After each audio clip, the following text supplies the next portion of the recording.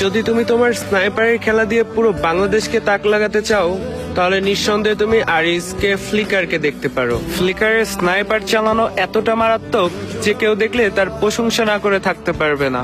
যদি তুমি MP40 খেলা দিয়ে পুরো বিশ্বকে তাক লাগাতে চাও, তাহলে নিঃসন্দেহে তুমি আমাদের ওল্ড লিজেন্ড নাইম আলমকে দেখতে পারো, যার হাতে MP40 থাকলে একা একটা স্কোয়াড ওয়াইপ আউট করে দেওয়ার ক্ষমতা রাখতো। তুমি যদি কাস্টমে হ্যাকার লেভেলের গেম প্লে দিয়ে তোমার বন্ধুকে তাক লাগাতে চাও, তাহলে নিঃসন্দেহে তুমি আমাদের বাংলাদেশের গর্ব অ্যাস্টারটাইনকে দেখতে পারো, যার মুভমেন্ট আর হেডশট দেখে যে কেউ তাকে হ্যাকার বলতে বাধ্য হবে।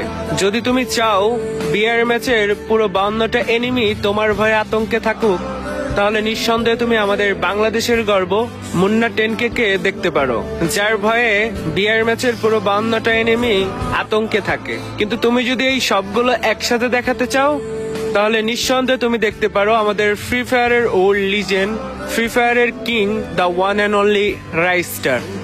হ্যাঁ, রাইস্টারই একমাত্র প্লেয়ার যার মধ্যে তুমি এইগুলো সব পেয়ে যাবা। তো যারা রাইস্টারকে ভালোবাসো, ভিডিওতে একটা কমেন্ট করে যাও।